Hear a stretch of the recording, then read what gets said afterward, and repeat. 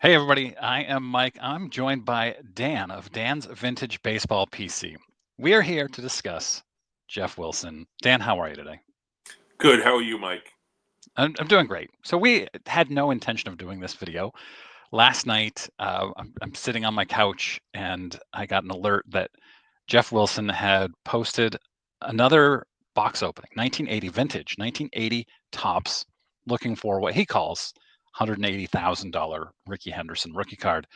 And I immediately texted Dan because Dan has written for my newsletter an article when Geoff opened a box of 1967 tops, and it was the best article about all the things Geoff got wrong, and it brought up a lot of questions like, if is Geoff an expert and a baseball card expert, sports card expert, and or does he just portray himself as one? And then with the new video last night, there were a lot of new kind of things that came up, including his pronunciation of Louis Tiant as Lewis Taint repeatedly. And we're going to get to that in a while because that's, to me and to Dan more so, the most egregious part of it. But we're going to talk through a few of the other things. Dan, aside from Lewis Taint, I can't even say it with a straight face. What are some things that stuck out to you? Well, first of all, just I wanted to say the 1967 wax pack, not wax pack, cello pack that I did the article for. Thank you for that opportunity. But also, I did that in a sort of having fun with it. I thought it was a Yeah. funny. It was, it wasn't as serious as I think maybe this one is, and we'll get into that a little bit later. But it was just kind of goofy, and I don't expect people to know who Dean Chance is and all that kind of stuff. But there was some stuff in there that he really should have known if he had any kind of expertise or even just casual knowledge of that particular set.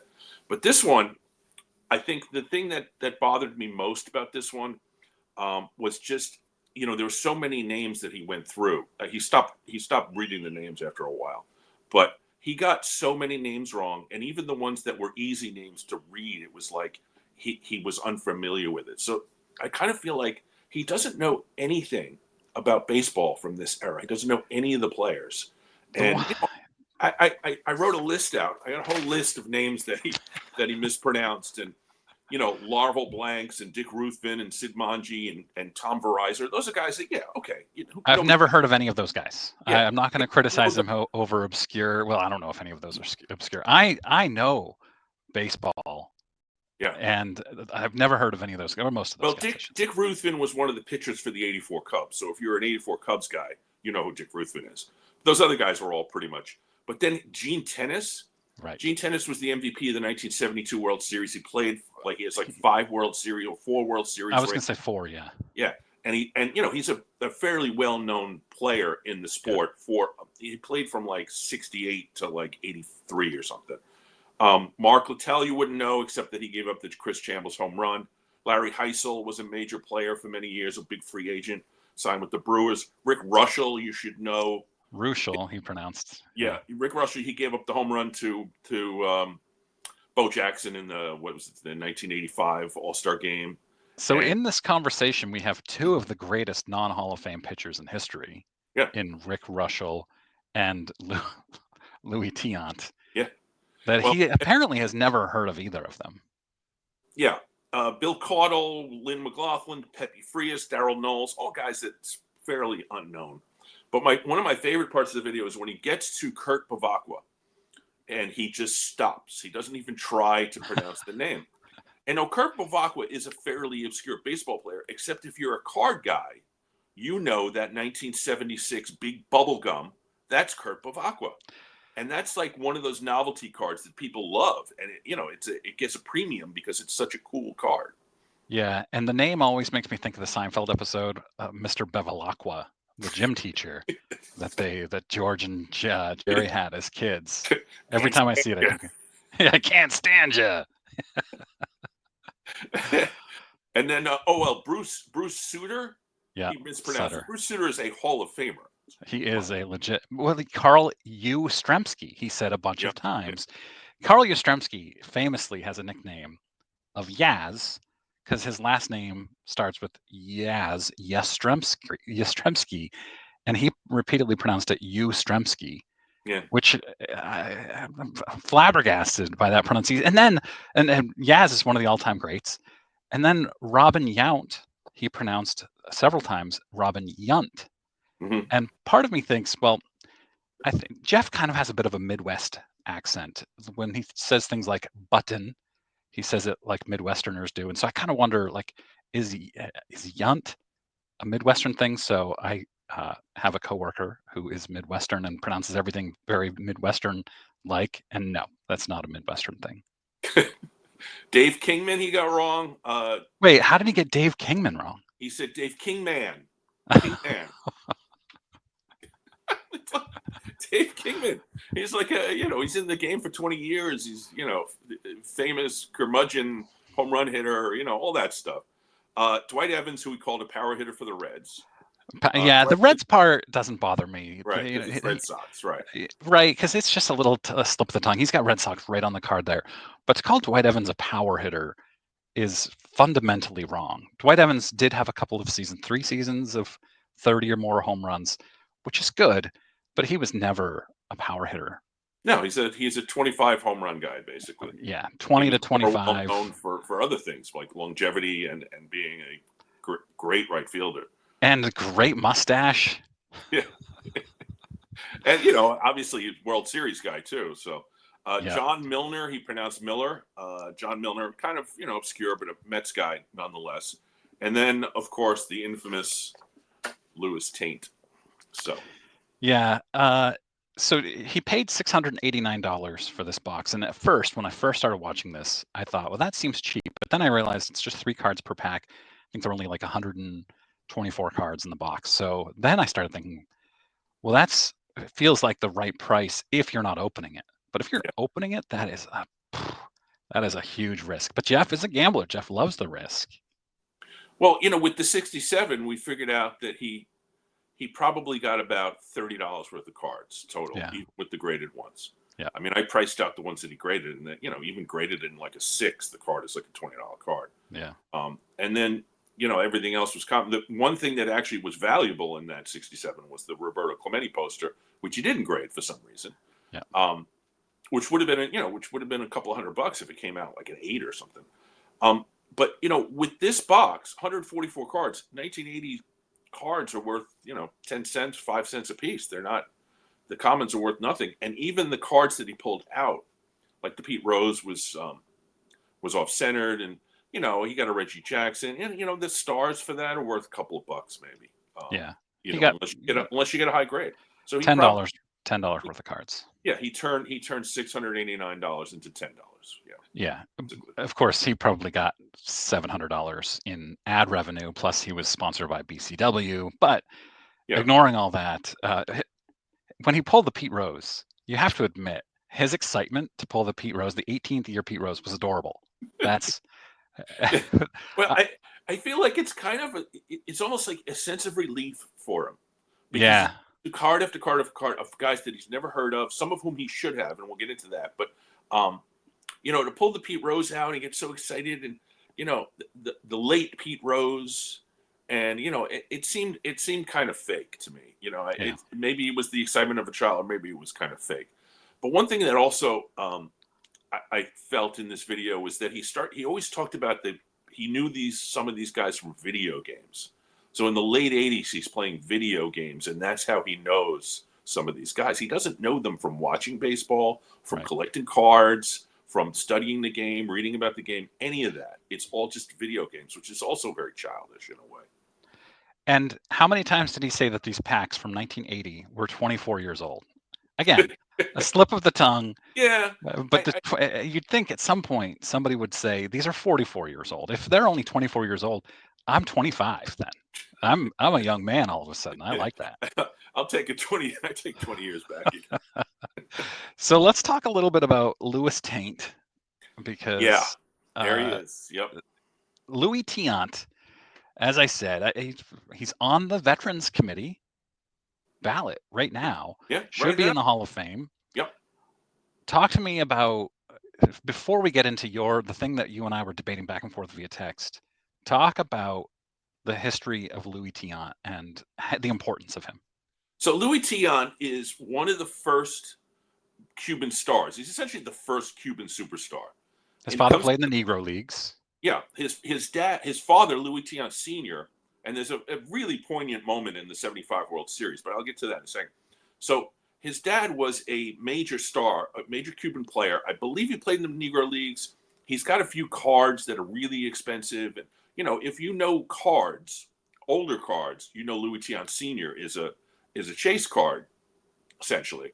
But Louis Tiant comes in the 60s. He's a flamethrower. He's dominant, pitches for the Indians. 1968, he has a season which rivals Bob Gibson's. His ERA was like 1.6 or something. And then he hurts his arm. And then he gets traded to Minnesota. He gets released. He ends up with the Braves in spring training. He gets released again. The Red Sox take a flyer on him, and he completely reinvents himself as this junk baller with curves and this. And he had, if you were a kid at the time, you imitated Louis Tiant's motion if you were out in the schoolyard. The bringing the head and rocking around, and it's a famous motion, and it's it was very unique and entertaining, and the guy himself was unique and entertaining. But what happens in 72 is he wins the ERA title, and he becomes a Red Sox stalwart for the next, essentially the entire 1970s. Pitches a shutout in the first game of the 1975 World Series, and then when they come back to Boston, his dad is brought in from Cuba, which at the time, the embargo and the travel restrictions and all that, so it was a big deal. And his father comes in, and his father is on TV with him, and it's the first time he's ever seen his son pitch a Major League Baseball game, and it was huge. And Louis Tiant Sr., of course, was like I just said, he was a legend baseball-wise, so that was kind of a big deal. And then Louis Tiant, his last game for the Red Sox, he pitched a shutout on game 162 of the 1978 season to push the Red Sox into the Bucky Dent game. So that's his last game because he didn't pitch the Bucky Dent game, and that was the end of them. And then he's 79. He signs as a free agent with the Yankees. And the one thing I remember about the Yankees is that he had this ad on TV. It was a hot dog company hired him to promote their hot dogs. And this commercial was on TV all the time. And he comes in, and in his accent, he says, "It's good to pitch for a wiener." Because 78 with the Yankees and the Red Sox, and then he ends up being this sort of ambassador for Red Sox Nation for the rest of his life, which unfortunately ended just like a month ago. Louis Tiant ends up, great to be with the wiener. So that commercial, I've saw that commercial probably 100 times because it was on every Yankees game, and so he ends up being, and he's always signing. I got his autograph once, and he was always signing, and he was like a wonderful ambassador for the game. Always had the big cigar, very, very culturally significant player. Besides the historical significance of being like basically the first Cuban superstar and all the things he did, in Major League history that were important. But he passed away about a month ago, and then ironically and sadly, his name pops up as one of the 8 players on the, I guess they call it it used to be called the Veterans Committee ballot. And, he's committee now or something like that. Yeah. So he's got a pretty good chance actually of getting in. So yep. He could be a Hall of Famer, in the next, when are they announcing it? December 8th. December. Yeah. So that's the long story on Louis Tiant. So we should point out that one time when he first said Lewis Taint, I initially thought, okay, that's terrible, but it's probably a slip of the tongue. But then he pulled the Tiant card a second time. It's the last card. Yeah. It was the last card. And he said it 4 more times as Lewis Taint, which confirmed that he has never, ever heard of Luis Tiant.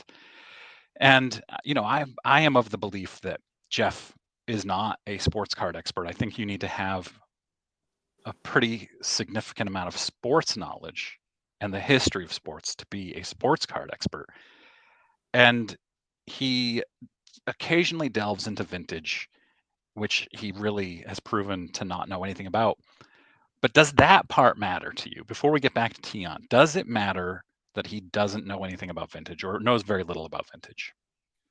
I mean, matter in what sense?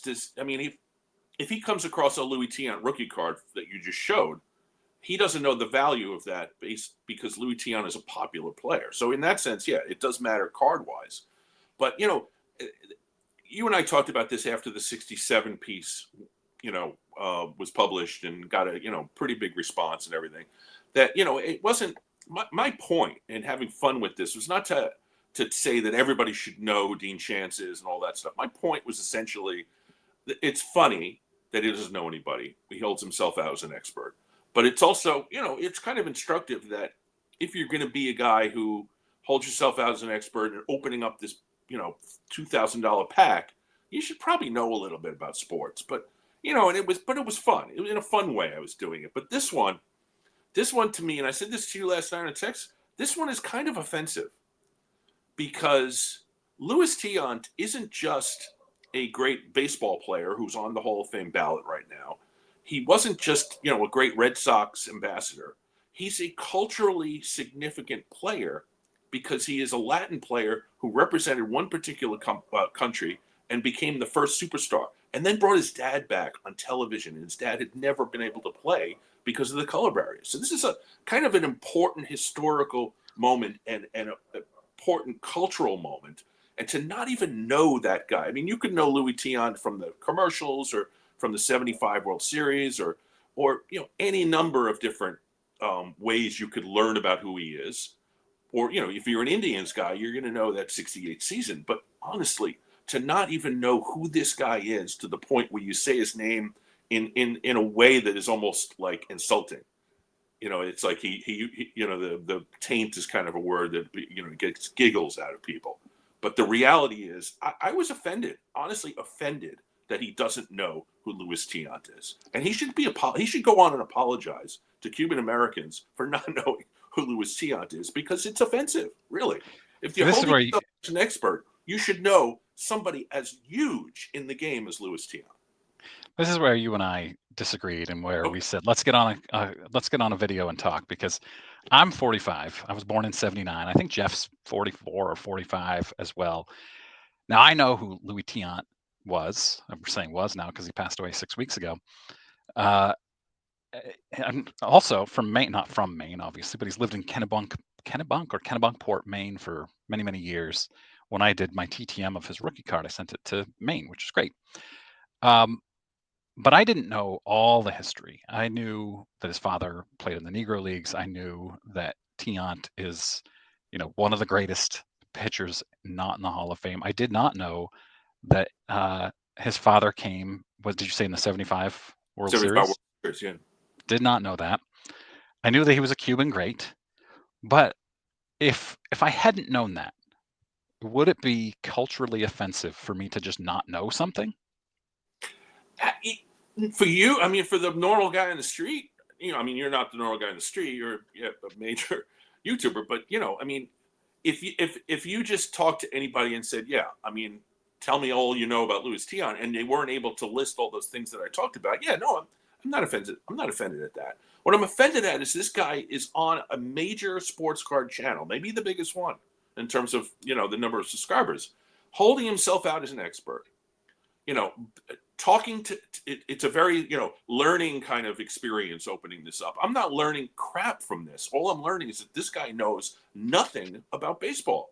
And particularly, it's a funny thing in '60 with the '67 pack, but it's not funny when he doesn't know somebody as huge in the game as Tiant. Like I said, culturally significant, historically significant player. Should you know everything about him? No. I mean, yeah, okay, you know certain things because you know baseball, but this guy doesn't know anything about baseball. And to me, that's part of the offensive part of it, is holding yourself out as an expert and having so little knowledge. Yeah, I see that. Uh, I'm just stuck on the culturally offensive portion of Yeah. it. Yeah, well, But that's how I feel. yeah, no, I respect that. I guess I want to ask viewers, because I know I'm going to get so many Geoff Wilson fans commenting hate here without even watching, because that's just what happens. I usually try to avoid stirring up the Geoff Wilson pot, because I did it once and I hated it. But I am going to name this video something like Geoff Wilson has never heard of Louis Tiant. Does it matter? And I know they're going to come out, and that's okay. But I want to ask viewers, does it matter, especially my vintage viewers, does it matter that Geoff Wilson has never heard of one of the all-time greats? And why do we watch his videos, Dan? Why do we do this to ourselves? Well, it's your fault. Yeah, I know it is. I mean, I don't watch Geoff Wilson's videos. I only get the clips from various places where he does something dumb. Or, the thing where he claimed that he had, made $180,000 by selling a car that he didn't even own anymore because somebody else sold it, or whatever that thing was. Oh my! And I think you actually did a video on that. But the last two times that I've watched Geoff Wilson videos were because of you. You said you texted me, you should take a look at this. This is something to watch, and I did. And the '67 one, like I said, we had fun with it. This one, I didn't have so much fun with it. Besides the fact that it's a little bit boring, where he's going pack after pack, getting names wrong nonstop. It's boring. But the thing that clinched it for me, and I texted to you, okay, I'm writing on it now because of this. The Lewis Taint, Louis Tiant turned into Lewis Taint. Clinched it for me that I was going to watch it. But what I did do, and you claiming, and you're probably right, that the Geoff Wilson people are probably going to come here and defend him, and I'm not sure who these people are, but there was one person in the comments of his video said, and this is the theme: all you negative Geoff Wilson haters are just jealous. I am jealous of his collection, sure, but not the modern stuff. He's got a lot of vintage Hall of Fame autographs that I would love to have, but I'm not jealous of him. I mean, it's not. No, the point is that the guy provides no service to me whatsoever because he's wrong about things all the time, and he's bad for the hobby because people who are just re-entering or just entering the hobby who get his channel because of the YouTube algorithm get on there and get taught things that are wrong, and don't learn what you're supposed to learn in the hobby, which is, I talked about this on a live stream last night. It's about the people. It's not about the money. It's about the experience. And if you're a collector and you see somebody like that, he's ruining things. It's funny because the sports card radio song, the rap song, is Geoff Wilson, ruined the hobby that I love. And, I thought that was kind of funny. But, the reality is that if guys are going on his channel and thinking this is what sports card collecting is now, they're getting a very bad message. Yeah, I don't think he's ruined the hobby in any way. No. My hobby is not impacted by Geoff Wilson. I am entertained by the stuff that he says because he gets things so drastically wrong. And it's funny to watch him because he's opening these packs and he just repeats the player's name, the team they played for, and the position they played. Like, oh, this is Lewis Taint, a great pitcher for the Yankees. The Yankees. Well, that's another thing about when he's going through these guys. I'm seeing guys on teams that you don't see. There's one Paul Blair comes up on the Reds. I'm like, I don't even remember Paul Blair playing for the Reds. So he's, you would know him as an Oriole. And there's a few other guys like that where they come up as, on the teams that they played for in like the last year or two of their career. So, when he says, actually, he didn't say Ted Sizemore, but I saw Ted Sizemore on the Red Sox. I'm like, Ted Sizemore was on the Red Sox. I think maybe only you and Mark Hoyle know that. No, nope. No. 1980, I was one. I start my Red Sox fandom. I don't remember 86. I was 7 years old. I have no recollection of the collapse against the Mets. It's 87 that my dad took me to my first game. I started collecting in 86 because my childhood collection had a billion 86 Topps cards, but I don't remember it until 87 when I really started collecting, and my dad taught me how to organize my collection into binders and boxes, and so and that's when my fandom really, my memory, Mike Greenwell, Ellis Burks, Wade Boggs, Jody Reed, although Reed was 88, I think, all those guys that I grew up loving. Marty Barrett was there in 87. Clemens. Yeah, that's, for me, that's the era. 87 through really 2004 is my peak fandom. Well, those are my feelings. If I get flamed in the comments, I'm going to be answering them. So, yeah, hopefully people. I think most of my viewers are more vintage, but I know we'll get some others. Well, there was one thing I did think. I don't know. Maybe I was being a little paranoid. Not paranoid, but like being sort of reading more into it. I felt like he spent more time on like trying to do the names on this one, and maybe the reaction that he got from the 67 is something that they took into account.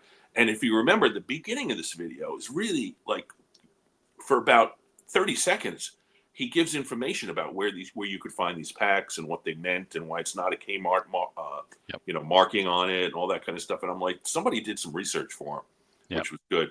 Which is good, because the 67, obviously, they had done zero research. Right. Because they not knowing the COMC poster, something really a sin. Yep, that's a good point. He did. We texted about that he had done more research, or like you said, somebody did some for him. And he knew, 3 cards in the pack, and then there was I don't know what you call the backing card as well, the Kmart card. Mm-hmm. But yeah, I appreciate your thoughts, for sure. It was definitely good to talk through this with you. Yeah, I mean, I was going to write about it, and then I realized, after we texted that it would be pretty good for us to just chat about it and make a video. So happy for the opportunity, Mike. Appreciate that. Yeah. Thanks everybody for watching. Let us know what you think, and make sure you subscribe to Dan's channel as well. Yeah.